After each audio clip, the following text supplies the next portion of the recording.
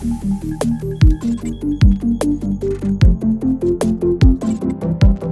understood that Norway is actually like a fantastic example of quite early and also effective e-invoicing adoption. How would you describe the landscape there today? What's the status? Yeah, you could really say that Norway is one of the pioneers in e-invoicing. So they don't have a mandate outside of the public sector, but the adoption is really, really high in B2G, B2B.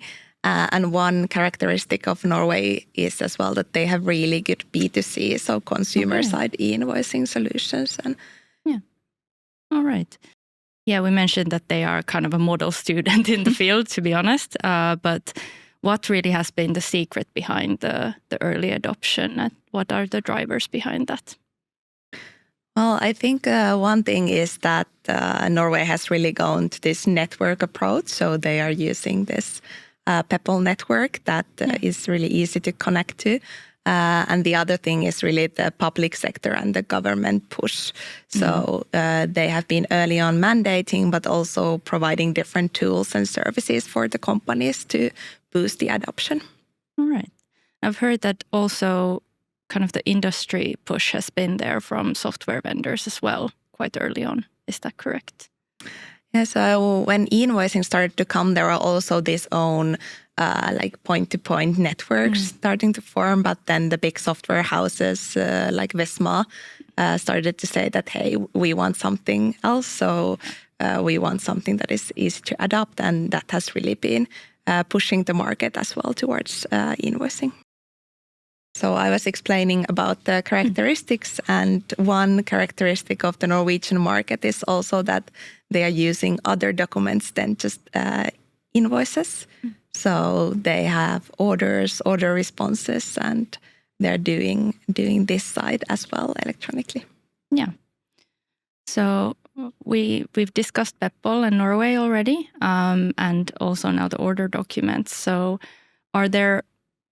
is Norway only using Peppol BIS, or are there other formats as well in use?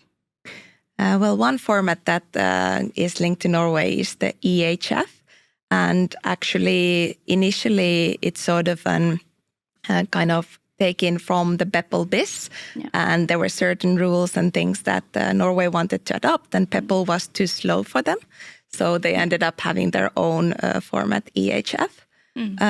But recently, those formats have actually adopted. So these days, on the invoicing side, the EHF and Peppol BIS are essentially the same. Okay. Yeah. On the order document side, there is an own EHF format, but that's very, very close to the Peppol. And there is one curiosity actually on the Norwegian side. So in Peppol network, there isn't a reminder type document, but there is an EHF reminder. So those that are actually moving in the network, they are in Norway. All right. So those actually move in the Peppol network, even though it's EHF. Yes. Yeah. So the EHF and everything goes through the Peppol. That's the infrastructure. This is just on the, let's say, detail format level. So yeah. Well, how would you describe maybe, are there any kind of bigger next steps or innovations coming from Norway when it comes to e-invoicing? I've heard that at least the B2C side is looking quite interesting over there. Yeah, so one thing on the B2C side has been that actually in Norway there's a register called Yes to All. And that means that I as a consumer can say that, hey, I want all my invoices electronically.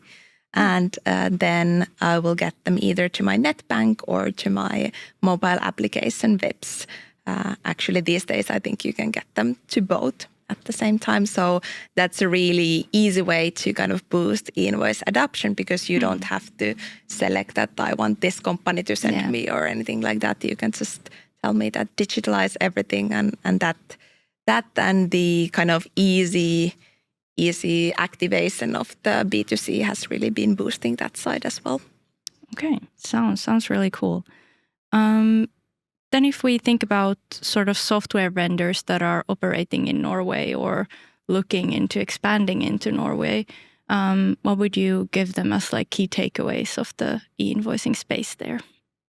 Yeah, so Peppol is really the thing. So being able to support Peppol BIS EHF format, and then also that e-invoicing is really like a standard in the market. So it's quite expected that you support it in a good way.